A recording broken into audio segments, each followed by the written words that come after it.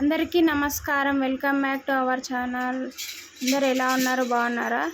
కొత్తగా ఎవరైనా మన ఛానల్ చూస్తుంటే వెంటనే సబ్స్క్రైబ్ చేసుకోండి. వీడియో నచ్చితే ఖచ్చితంగా లైక్ చేయండి.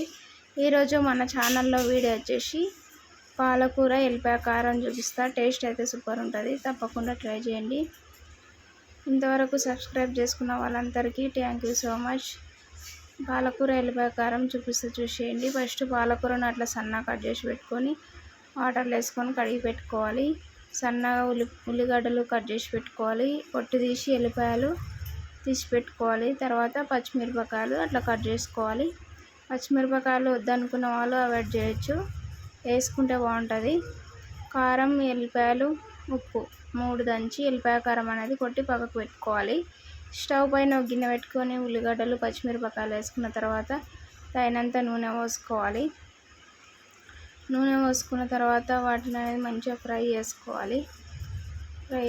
ఎల్లిపాయ కారం అనేది అట్లా కొట్టి పెట్టుకోవాలి. ఫ్రై అవుతున్నప్పుడు దాంట్లో కొద్దిగా కరివేపాకు వేసుకోవాలి. వేసుకొని శనగపప్పు వేసుకొని మంచిగా ఫ్రై అయ్యేటట్లు ఫ్రై చేసుకోండి.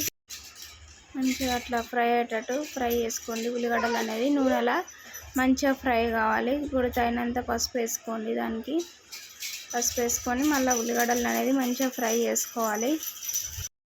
మంచిగా అట్లా ఫ్రై చేసుకోవాలి. వాటిని మంచిగా ఫ్రై చేసుకున్న తర్వాత ఇప్పుడు మనం ఆ మాదిరి ఇంకా కొద్దిగా ఫ్రై కావాలి. ఉల్లిగడ్డలు అనేది ఎంత ఫ్రై అయితే అంత బాగుంటాయి. అందులో శనగపప్పు కూడా ఫ్రై కావాలి కదా, అప్పుడే టేస్ట్ అనేది బాగుంటుంది.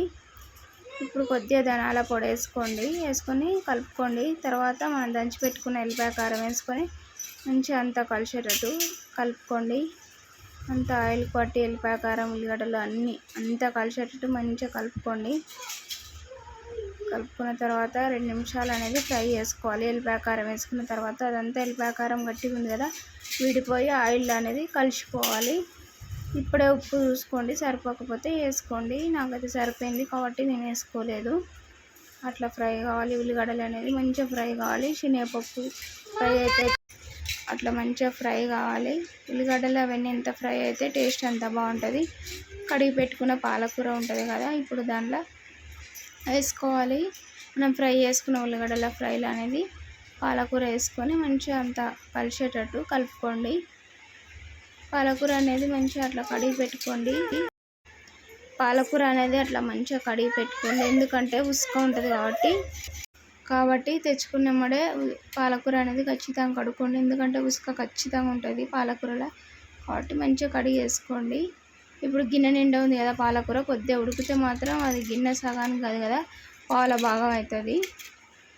ఇప్పుడు మనం మూత పెట్టుకొని 2 నిమిషాలు అనేది ఉడికించుకోవాలి. ఉడికించుకుంటే అట్లా వాటర్ అనేది పైకి వచ్చేస్తుంది. మనం పాలకూర కడుక్కుంటాం కాబట్టి దాంట్లో వాటర్ అనేది పైకి వచ్చేస్తుంది.